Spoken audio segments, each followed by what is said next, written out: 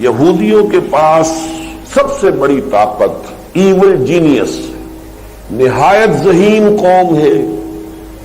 تمام بڑے بڑے فلسفی یہودی، تمام بڑے بڑے سائنٹسٹ یہودی، اور پھر یہ کہ ان کے اندر انٹریگ، سازش، پلاننگ، اس کی صلاحیت بے پناہ ہے. نمبر 2 یہ کہ ان کا کم تعداد میں ہونا ہی ان کے لیے بہت بڑی نعمت بن گیا ہے. جب کوئی قوم زیادہ بڑی تعداد میں ہوتی ہے وہ پیسو ہو جاتی ہے، ڈھیلی ہو جاتی ہے، لیکن جب کوئی مائنورٹی ہوتی ہے تو مائنورٹی بہت ایکٹیو ہوتی ہے، انٹیگریٹڈ ہوتی ہے. مائنورٹی کو ہر وقت تھریٹ محسوس ہوتا ہے میجورٹی سے. تو ان کا ایک چھوٹی اقلیت ہونا بھی ان کے لیے ایک طرح کی ان کی نعمت ہے کہ اس کی وجہ سے ان میں سینس جو ہے ایک ہونے کا. اور پھر سب سے بڑا چونکہ ان کا تعلق ہے نسل کے ساتھ.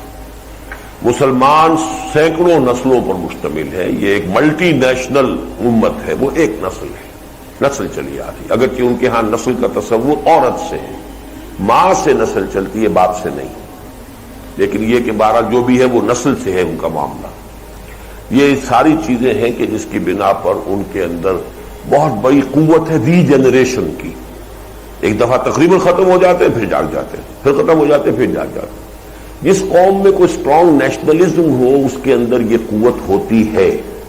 مثلا جرمنی اسی صدی میں 2 مرتبہ تباہ و برباد ہوا، اور ایسا تباہ و برباد ہوا کہ واقعہ یہ ہے کہ روئنگ ہو گیا بالکل، لیکن دیکھتے ہی دیکھتے دوبارہ اٹھ کے کھڑا ہو گیا. ان کے ہاں بھی ایک بہت اسٹرانگ سینس آف نیشنلزم ہے. وہ یہ کہتے ہیں کہ we are a superior race. بچے کے پیدا ہوتے ہی اور اس کی جو کنڈر گارٹن کی ایجوکیشن ہے وہاں سے شروع ہو جائے گا اس کے اندر یہ خیال پیدا کرنا، وہ جو ہے معاشرہ پیدا کرتا ہے you belong to a superior race. بین ہی یہ بات جو ہے یہودیوں میں ہے، we are the chosen people of the lord, ہم تو احباء ہیں، اللہ کے ابناء ہیں. یہ یہودی بچے کے دل میں پہلے سے ڈال کر پھر وہ اپنے تعلیم کا نظام کرتے ہیں. وہاں کہتے ہیں کہ ان کے ہاں ٹی وی نہیں ہے، بہترین ایجوکیشن ان کے بچوں کی ہوتی ہے، ان کے اسکولوں میں کبھی کوئی اسٹرائک وغیرہ نہیں ہوتی، اور انہوں نے اپنے بچوں کو بڑا محفوظ رکھا ہوا. پریکٹسنگ یہودی رہتا ہے وہاں پر، سینیگوگز ہیں بے تحاشا وہاں پر. تو وہ ان کو اور ساری امریکن قوم کا بیڑا غرق کروا رہے ہیں وہی یہودی ان ذرائع ابلاغ کے ذریعے سے، ٹیلی ویژن کے ذریعے سے، اور دوسری ان کے اخلاق ختم، ان کی زندگی، ان کا کردار ختم، خود اپنے آپ کو بچا کر رہے. تو یہ ان میں صلاحیت ہے. اور ایک بات میں نے کہی ہے کہ اللہ تعالیٰ نے ان کو ابھی پریزرو کیا ہوا ہے مسلمانوں کو سزا دینے کے لیے، کہ بدترین سزا.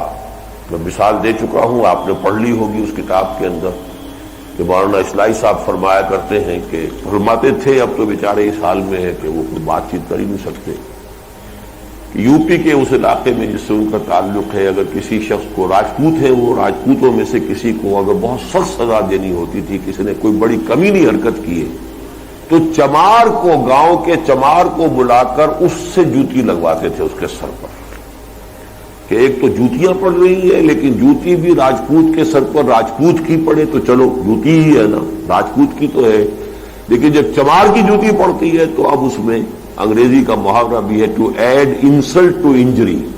ایک تو جوتے کی تکلیف ہے اور ایک انسلٹ ہے کہ چمار مار رہا ہے.